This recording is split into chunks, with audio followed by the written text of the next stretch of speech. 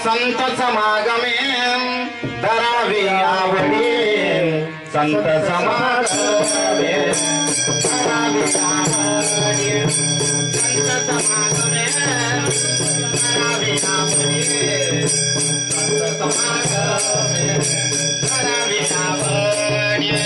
संत समागमे धरावी आवडी संत समागमे धरावी आवडी संत समागमे धरावी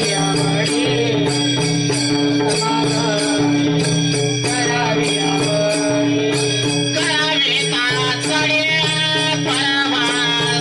संत समागमे धरावी आवडी करावी आवडी करावी तातडी परमार्थाची करावी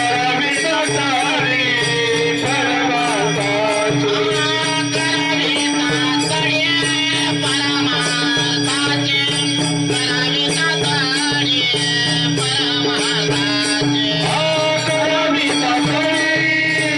तातडी परमार्थाची करावी तातडी परमार्थाची करावी तातडी परमार्थाची नाशिवंत देह नाशिवंत सकल नाशिवंत देह नाशिवंत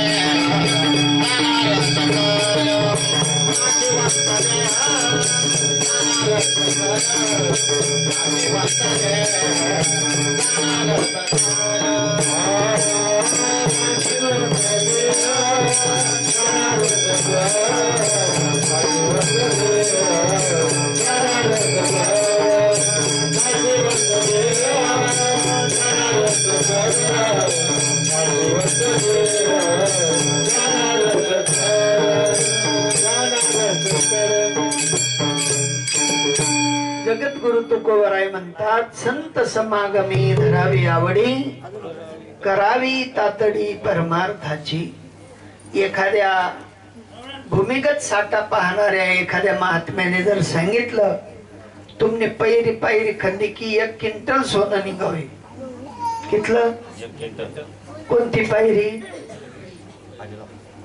कितला दिन मग खोलशात तुम्ही ती पायरी लगे सामसुम उद्या रे अंधार पडू द्या रे पटासना लाईटी बनवायनात किती खारे बिगर आवाज न मशीन लई शात तुम्ही ठर वाजणार लयवनीत बिगर आवाज न हा कोणले सांगत सुद्धा चुपचाप तो साठा आपला सकरली शात नाही का। तद्वत या ठिकाणी साधू महात्मे तुमच्या हृदयस्थ असलेला परमात्म्याचा साठा दाखवतात। ते म्हणतात तुम्ही इकडे तिकडे शोधू नका फिरू नका, संत समागमाने देव जोडला जातो आणि तो देव इकडे तिकडे शोधून मात्र भेटत नसतो। असा देव जर का तुम्ही एकदा आपलासा केला तर नुकसान होणार नाही। संत समागमाने देव जुडतो आणि तो जुडत असलेला देव तुकोबरायांना अभिप्रेत आहे। ते म्हणतात संत समागमी धरावी आवडी करावी तातडी तातडी तातडी पायरी तोडानी तातडी करी करावी तिने लगेच तातडी झोपी लागली नाही तास 2 तास लगेच तोडी टाकी पायरी नाही का। तशी संसारनी पायरी तोड टाका आणि देवले आपलासा करला नाही का। आणि ज्या दिवशी देव आपलासा झाला त्या दिवशी दुःख शिल्लक राहत नाही।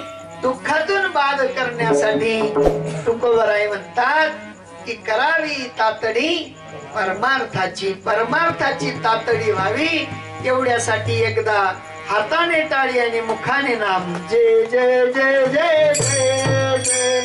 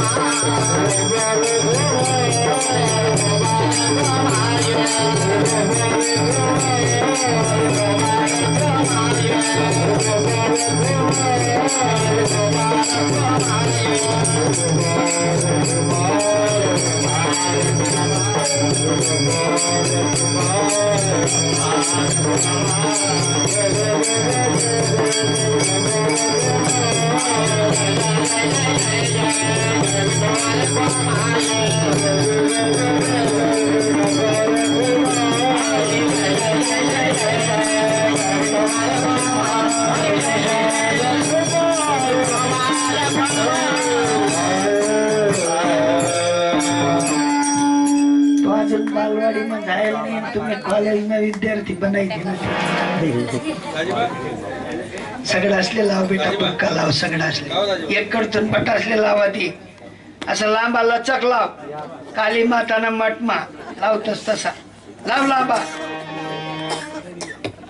ठला विठाला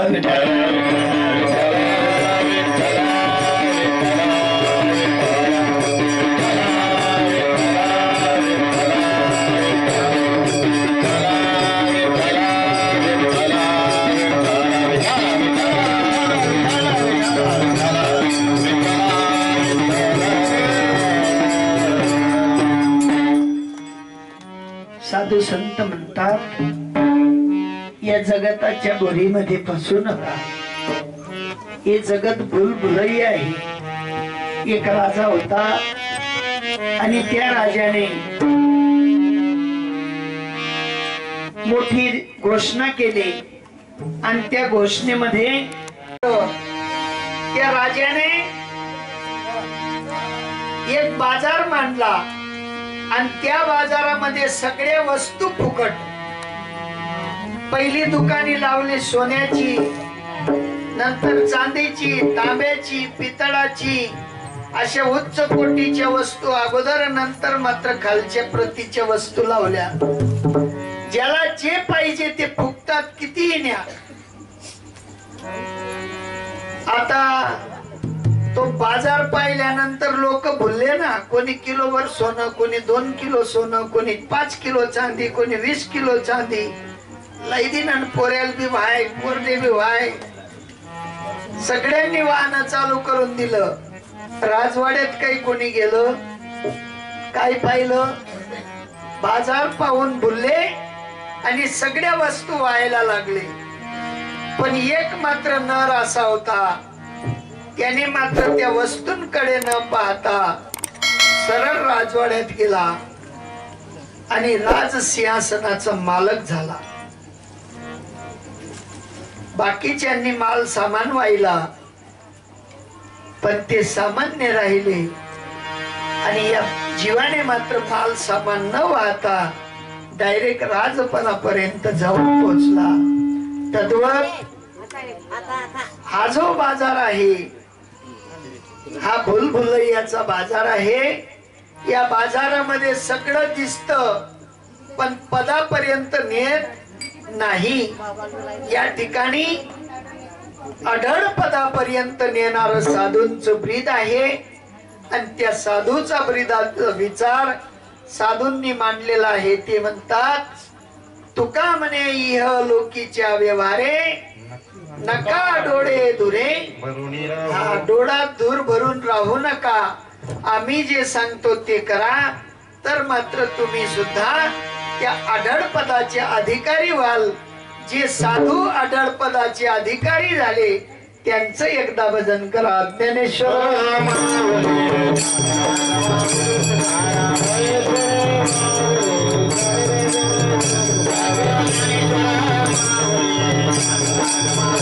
Hare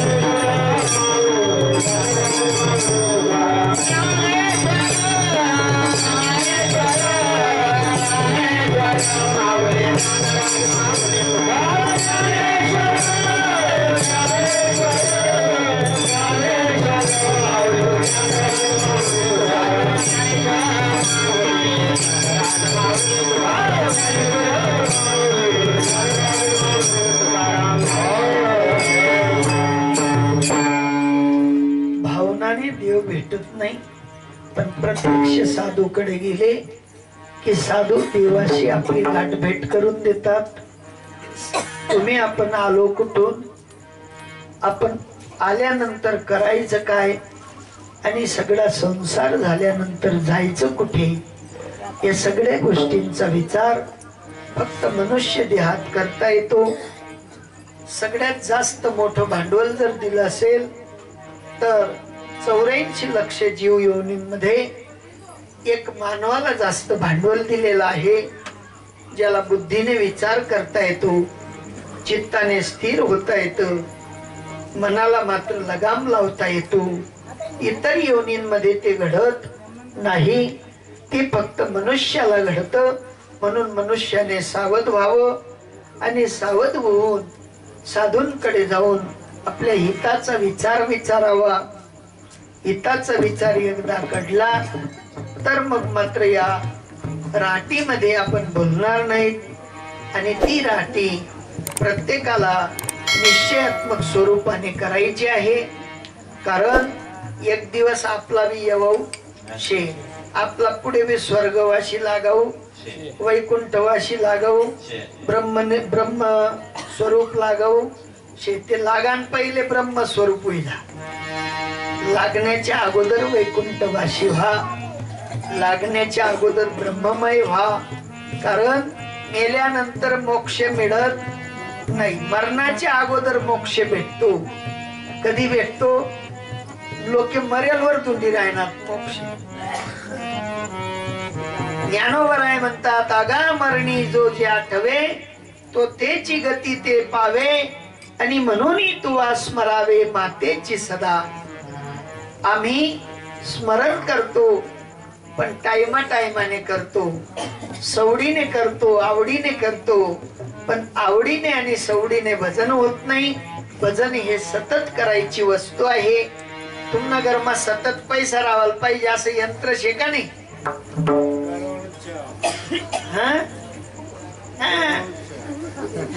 काही काम નો નથી, બધું જતું રહેવાનું છે. આવે તે સાચી વસ્તુ સ્વરૂપ આવે આપણી સાથે. આ બધા પૈયા અહીંયા પાણી થઈ જવાનું છે, એનું બધું જતું રહે, બધું જતું રહે. આ બધા ઉધારવા વગર નહીં થાય. પણ અંતઃકરણમાં જો ધરી રાખો ને તો નહીં મેળ આવે. બધું છોડી દો. હા,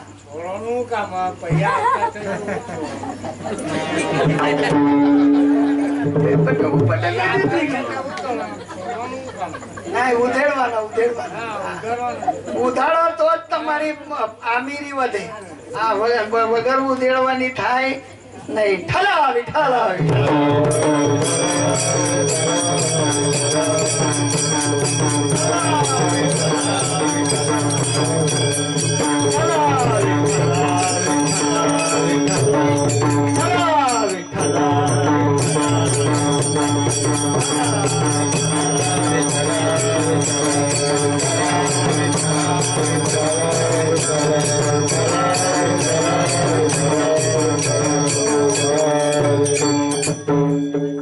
संपदा उडवायची नसते, पण असो त्यांना आनंद आहे संपदा उडवण्यात. उडवू द्या, काय करतात बरं का.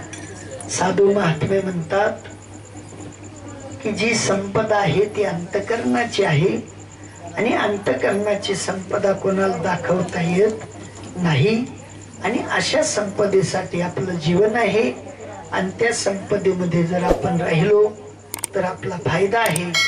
म्हणून तुका म्हणे इहलोकीच्या व्यवहारे नका डोळे धुरे भरून राहू. नाशिवंत देह जाणार सकळ, आयुष्य खातो काळ सावधान. सावधान व्हा आणि सावधान होऊन आपल्या जीवनामध्ये आनंद घ्या. भक्ती सुखाचा रस उतरून घ्या. एकदा भक्ती सुखाचा रस उतरवला की दुःख शिल्लक राहणार नाही. मरणाची भीती संपून जाईल. मरण माझे मरून गेले, मजला केले अमर, या अन्वय न्यायाने तुमचं आपलं जीवन जगता येईल. असो, जास्त काही बोलणे नाही. ज्या बाबांच्या या ठिकाणी 10व्या प्रित्यर्थ येणं घडलं त्या बाबांना माझा परमात्मा आपल्या चरणारविंदावर जागा देव अशी महान अपेक्षा व्यक्त करतो। त्यांच्या परिवाराला सुद्धा भगवत भक्तीचा अंतकरणापासून छंद लागू अशी मोठी आशा व्यक्त करतो। त्यांचं घर सगळं माळकरी हो। बापरे, मग खावा पिवा कसं जाईल? आमच्याकडे पाहुणं असले ते तेच चालत, त्यांशिवाय चालत नाही। खाणं पिणं म्हणजे विशेषत्व नाही। साधूंकडे साधू येतो, विषयी जीवाकडे विषयी जीव येतात। एकदा साधू बनलं की तुमच्याकडे येणारा पाहुणारा सुद्धा साधुता घेऊन येईल। आणि म्हणून खाणं पिण्याचा विचार त्यागा। साधू महात्मे म्हणतात, तुळशी माळ पवित्र असलेली तुळशी माळ धारण करा, पवित्र अंतकरणाने साधूंच्या गुप्त। आणि म्हणून खाणं पिण्याचा विचार त्यागा।